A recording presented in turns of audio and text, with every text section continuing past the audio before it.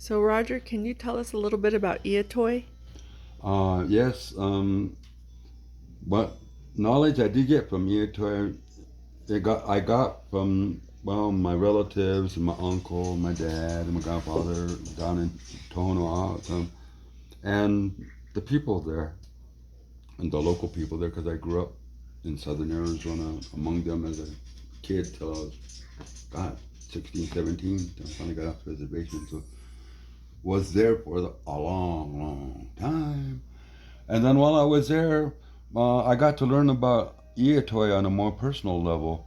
Because when I started asking them about I-itoi, and I said, how come our name here is I-itoi, And I don't understand why, other tribes have the name Montezuma, why other tribes use Kukulkan, why other tribes use Quetzalcoatl and, Gukumats and so forth. And then I asked the people there, and they said, I-itoi is or are those people that you mentioned. But when you use the name I-itoi, it separates you from the other names because that is his personal pet name. When you're the closest to God, his name is I-itoi. Because the tribes that aren't that close to him, he's known as Montezuma, Quetzalcoatl, Kukulkan.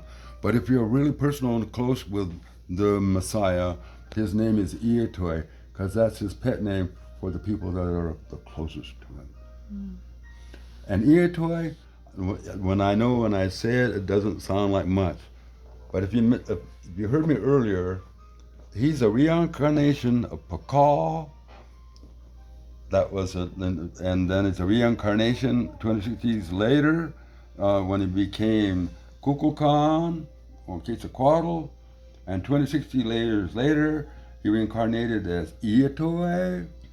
And this is where it gets interesting, because in 1206, and you add 260 to that, it takes you to 1466. Who was born then? Montezuma.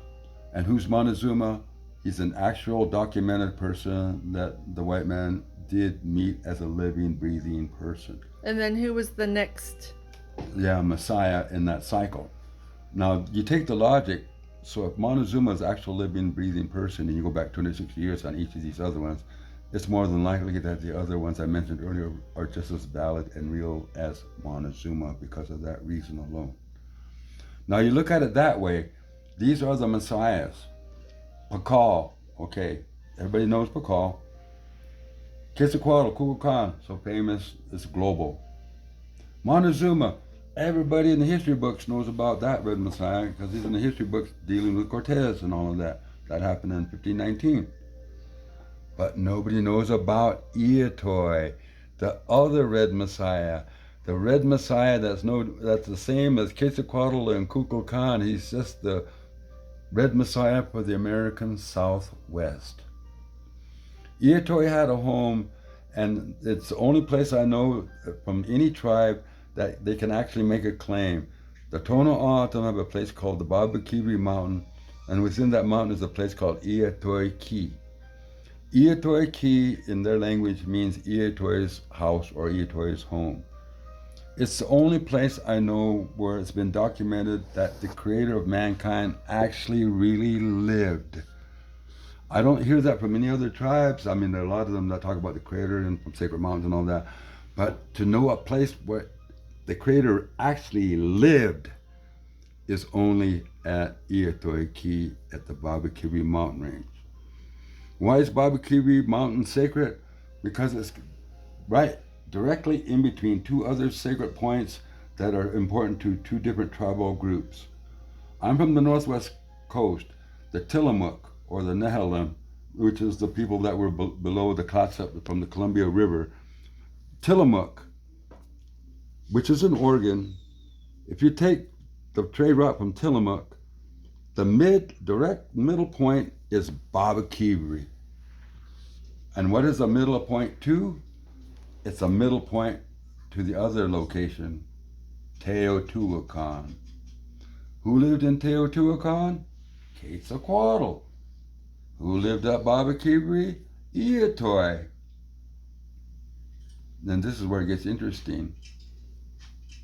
if I'm noticing a pattern, Viracocha from South America came up, and that's for the South American part of the leg of this thing. And then it turned into Kukulkan and Quetzalcoatl at Teotihuacan. And then it turned into I-itoi at the Babakiri mountain range.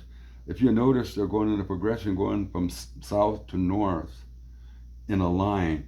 And if you keep following that line from Babakiri, including on that line, it goes to Nevada, which is where another red messiah showed up in the 1880s by the name of Jack Wilson, Waboka.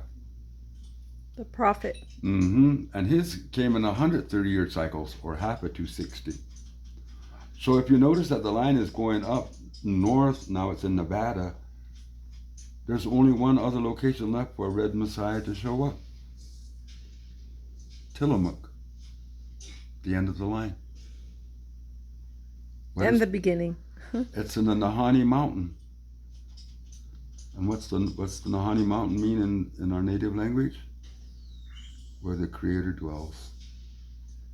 So you're the other group that also has where the Creator lives. Both ends of the line, Viracocha to the Nahanni Mountains and everything in between. It's all the line for all the red messiahs as they came through time on this one line that were the major messiahs. There's minor ones that were in there too, but they weren't on this line. Handsome Lake was one of the minor messiahs. So the cycle is there's a 260-day or year cycle as well as a 130 the half cycle minor cycle of the birth messiahs. Of the indigenous messiahs. And then on top of that, there's a direct alignment according to the Indigenous Trade Network where it indicates where the red messiahs are born, and that is also perfect. And a lot of people, even though native people are taking it for granted, that they have their own version of Quetzalcoatl right here in the American Southwest that is being ignored, neglected, and not even cared about. And it's just as important as Kukulkan, Quetzalcoatl, Viracocha, and the rest of them. And I guess I'm here to try to bring attention to this messiah for the Southwest area. Well, I'm from the Northwest, and I'm over here promoting the Southwest. Well, talk a little bit about Wovoka's interaction with the Shaker Church. Well, that's where it gets interesting. And also even with, is it Red Cloud? No, Mom. Let's start with John Slocum. Okay. John Slocum was a guy that was part of the Indian Shaker Church from the Pacific Northwest coast. He's the end product, John Slocum. Before him, there was Smohola. Smohola was a sacred Pacific Northwest coast medicine man, which nobody knows about, but he was in his Northwest Coast regalia, and he got the wild idea or a vision that told him to go on the coast from Washington and just walk. And he walked. He walked all the way to southern Mexico. He walked all the way down to where all those people that do peyote ceremonies. He walked down to where they eat mushrooms. By the time he came back, he took off all of his Northwest Coast regalia and he put on a total white robe. And he had a little bundle of mushrooms that he was turning every Indian on the way back. And then when he came back, his name was Smohola, and he introduced a new religion called the Indian Shaker Church, which influenced John Slocum. And Smohola had other students that were part of this as well. And who the student was? Jack Wilson, a young Wovoka, who got the teachings from Smohola and John Slocum and the Indian Shaker Church, and then took our teachings and then took it to Nevada, and it became the Ghost Dance movement from that point on. But the original teachings were taken from my people from the Indian Shaker Church, which are the very same teachings as Wovoka. I'm in the line of supposed to be one of those head priests of the Indian Shaker Church, but I was brought up by I-itoi, and I-itoi drilled it into my head that you are not allowed to worship the gods of your oppressors. And I went, huh? You're insulting me by worshiping the gods of your oppressors. And I said, well, that means I can't be part of the Indian Shaker Church because it threw a little bit of Christianity and Christ in there, and that threw me out. And I said, okay, I-itoi, I believe you. I believe you more than I do a human. And if you say I shouldn't be worshiping any god of my oppressors, and that it's an insult to you, and am I going to argue with the creator of mankind? I don't think so. So here I am. I'm a born again heathen. Well, can you talk about your particular relationship that you have, like just growing up and learning about I-itoi and being down Well, in I Teal didn't only country? learn about him. I actually served him a traditional meal of toya buds, swirl, fruits, and wild spinach and onions, and with a whole line of about 20 medicine people that performed a ceremony that they hadn't done in over 150 years. And he hadn't been brought a food offering in 150 years and was starving like nobody's business. And I got invited to go to be a part of the thing, but there was like 30 other Tohono some youth kids that were there with me, and I'm from another tribe. I'm crazy. I'm wild. I'm not one of them. So I didn't think I was gonna, they wanted to pick one person out of that youth group to take I-itoi's plate to his cave. They would have to lead the whole procession up the mountain and not get lost. And I said, oh, 30 people here, and I have no chance of being picked. So I went out in the desert, didn't mind hanging out by myself. Somebody comes running out in the desert and they say, you need to get back over there real quick. And I go, why? While you were gone, they chose you to take the food to the cave. And I went, whoa, I'm not even Tohono them. I wasn't expecting you guys to be picked, and that's why I left. I didn't think, I was going to be the last person picked out of this thing. No, no, no. They all got together and they all decided that you're the one that's going to take his plate up to him and serve him his dinner that he hasn't had in over 150 years. So lo and behold, I went, oh man, I got to lead 20 medicine people in a procession, and the trails go off and splinter into about 15 trails, and I got to pick the right one that goes right to where his cave is, or I'm going to look like a fool if I go on the wrong trail. I had a Jewish friend that was in front of me, and I guess he was jealous of me getting picked, and he was tempting me to go on to every wrong trail going up it, and all the way there. Go on this trail, right? This is the one trail. And I'm going, the only way I found it there is when I didn't listen to the white man. I found the cave and I found the right trail. I just had to not listen. I just had to do everything opposite of what the white man was telling me. It's over here, Rod. Okay, then it's over here. So you found the cave. Yeah, in the What first try. happened? But I gotta remind people, it wasn't like some magical thing. I was in there at summer camp there every summer. My parents sent me to Baba summer camp down, and every summer when I was a kid, I spent my summer camp not with white kids at Boy Scout camp anywhere. I was with Tohono some kids at a summer camp at the Baba cabin. And the Baba cabin, I spent there every summer. As a matter of fact, I was there when I-itoi came down off the mountain to visit, and there was lightning flying sideways through the windows, and the white people that were running the camp, that for us Indian kids, they were in a mass panic, climbing up the walls, and I was fascinated because I never seen lightning go sideways before. I never seen lightning come through the windows and through a building and go across to the other side of the room. I never seen that much energy in my life. I was fascinated more than they were. They were the ones climbing the ceiling to get away from it all. Oh my gosh. Me, I was going, wow. Well, you actually saw a ball of lightning. Well, it crawled up my back and grabbed me by the neck, and I thought it was going to kill me. And then that was up in Santa Fe. That was strange. It came through a window, it rolled like a ball on the floor, and it rolled all the way to all these other people until it realized it was me, I guess. It rolled up behind me, rolled up the back of my leg, rolled up my back, rolled up my spine, rolled right up to my neck, and went like this to my neck. And I could feel the electricity and the energy that was like this. And I'm going, well, if you're going to take me out now. This is it. And I said, you got me. All you got to do is put that grip, and the electricity would be complete. It loosened its grip. The ball rolled down my spine, rolled back down to my feet, and it rolled off into another room. And I went, I would have thought it was just me being nuts, but there were like 3 or 4 other people in the room that witnessed it besides me. A few of them were Pueblo. So I had some weird experience with lightning. And so that was I-itoi visiting. Yeah.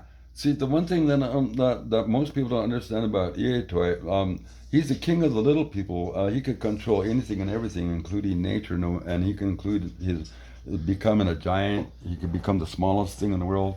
That's why he uses these tunnel systems that we can't get through, because he goes to a smaller size, and those tunnels are normal to him that we'd look at that are too small. How can he get through that? He can get through that because he can turn it small. He could become a giant. He could be going to the clouds if he wanted to. I-itoi could become anything he wants, including like what they would call a skinwalker.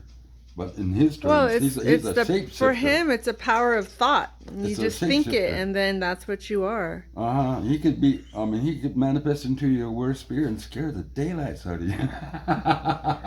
And he could show you visions of the future and the most wonderful thing you ever saw in your life too at the same time, which is kind of interesting because you're like a mirror. He reflects whatever your intentions are back on you. And if your intentions are good, then your visions aren't good, which is really weird. So if you have a bad intention, then you have bad vision. Because the story is that if you go to Baba Kibi into the sacred mountain, to go up into the mountain, you got to go with pure intent. Because if you don't go up to the mountain with pure intent, the landscape will change on you when you're not noticing it. And when you turn around, it's going to be a whole different landscape. And then when you turn around again, it'll be a whole other different landscape again. And it'll keep doing that till you're never seen again.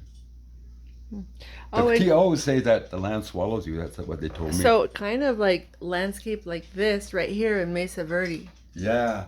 And that the landscape will keep changing, and then they say that the land will swallow you after that, because you never can find your way back, because it always shifts. It'll shift every time you turn around. It'll be a different landscape than what you saw before. Then you're even more lost than when you were earlier. Right. There's stories that there was some conquistadors that tried to go out there to look for gold, and they went down into a cave, and then the entrance closed, and they said that they got stuck down there forever. I mean, looking for their stinking gold. Something like this so over here. So it's not just, the TOs that this might have happened to. Even non-natives need to be careful. They even tell you the story about I-itoi key. If you go in there with the wrong intent into I-itoi's home, into the cave, and you're not a pure thought and pure mind and prayer about the whole thing, the entrance will shrink on you that you can't get out. I've seen people that couldn't get out of that cave. We had to, pretty much grab them by the arms and yank them through, because the entrance shrunk on them, and they could go in, but it wouldn't let them out. That was funny, because over there, Indians stuck halfway through a cave, and one of the Indians at the other end trying to pull them out. You went in. How come you can't get out? Oh, the entrance shrunk on us. Well, you must have had bad intent. You didn't go in there with the proper mindset, and that happens.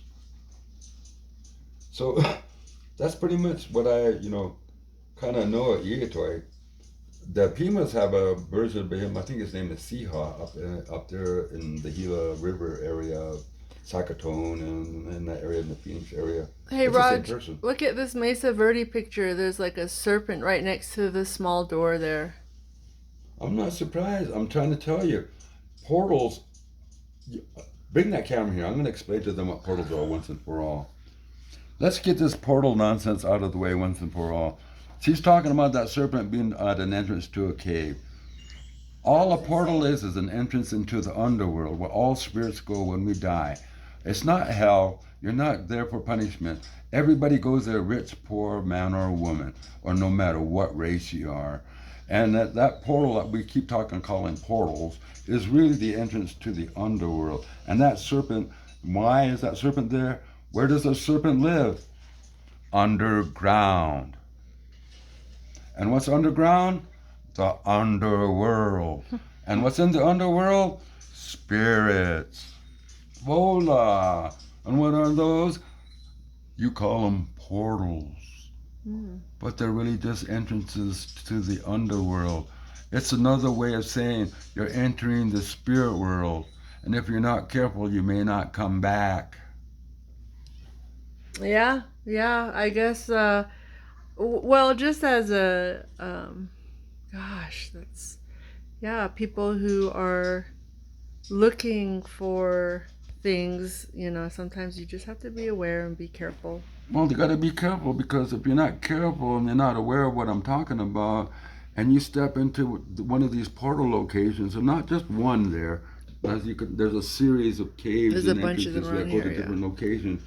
Right. If you step into one, you're stepping into the spirit world. They can't see you. They can hear you, but they cannot see you. Oh, that's where spirit box is. And if you're wondering about You missing can hear them. 411, not all of them, but a good majority of them walk into these portal locations and they can't get back out. They can see us, but we can't see them. They can shout out help and we can hear them, but we can't see them because they're in the spirit world. Hey, Raj, I think I found another couple of portal locations. They're all over the place. Right Mesa Verde is a here. major portal location. Yeah. Mesa Oh Verde my is God. tied to So, where was it? There's that one. That one. That one. Let me see. I told Carl Crusher that when I'm telling you over a year ago on his YouTube presentation he did on me, and then I kept trying to explain that there's some portals in the four corners there. Go back and check his clips, and I have proof. Yes. And I said, there's portals in the four corners area, and I'm trying to locate. And where's Mesa Verde? In the four corners area. 2 and 2 might make 4. Okay. I just didn't know the exact location until you found those spirits wandering around, and then I went, there's the entrance. There's the spirits coming out of the underworld. Oh, the other Mesa Verde pictures I took. Mm-hmm. Okay. Anyone who wants to see that, I guess we can put it on Patreon. No, what we're gonna do a whole program on it. We'll put it on YouTube. That's right. It'll I did send an email to Cryptid Huntress about that. It'll be too hard to do what we're doing right now because it's just me yakking over here. Right. But we'll do a YouTube presentation on your trip to Mesa Verde, and I'd explain more about these portal locations because there's another one that's the headquarters for what's going on in Mesa Verde. It's some place called Canyon de Chelly. You know where that is, Colleen? It's my home. So anybody out there that's north of Canyon de Chelly or Chinle, let me know if there's any Bigfoots flying around and flying saucers with aliens, and get back to me. Because that seems to be where it's all centering out of. I think the Chiska Mountains was where the first documented Bigfoot sighting from the Air Force wasn't it? See, there you go. Like that. See, you already give me a point where these places might be located. See, you said the Chiska Mountains. I think I saw one. I thought it was a buffalo butt. I was like, what? Did you see that? What the heck was that? Portal locations are associated with them because these entities I mentioned, they can travel not only on these earthly longitudes and latitudes, but people have been listening to me talking about astral longitudes. And what do I mean by that? Those are the lines that you could astrally project on, right. Which is what the portals that you're talking about. That you can astrally project on. But here's another one that I want for the egghead scientists to listen to me about. That's really serious too. These astral longitude lines are being traveled daily, 24/7 by UAPs, UFOs, whatever you might want to call them. And I'm going to tell you right now, if you go to what was that Nevada, the Valley of Fire State Park, you go over there and put a camera. Don't even have to point in any direction. Just get away from the sun and point it directly up and put it at super, super slow motion. Why do I say that?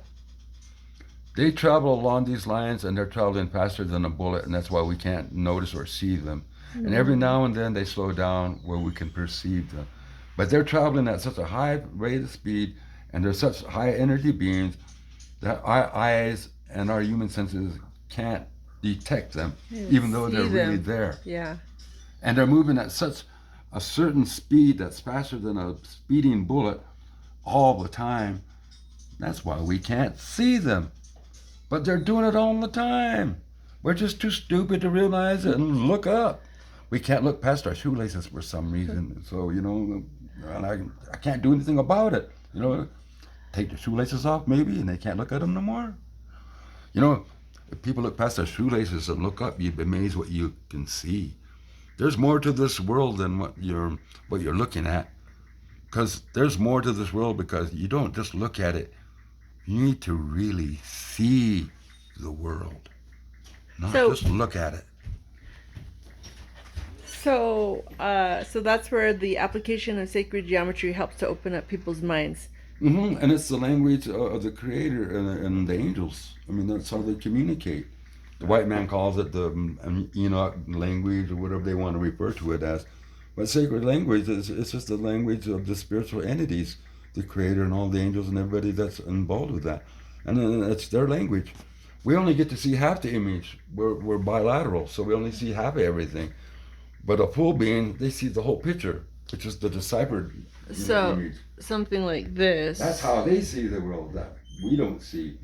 And that's why we see the world bilaterally. It brings out the spiritual images that aren't perceptible to the human eye. Or in other words, it's a spiritual language that communicates you to heaven. And why do I say heaven? Look at that guy over there. Oh. He's got wings on him. He don't got horns. As a matter of fact, it looks a lot like Jesus. Look at Quinault Parker.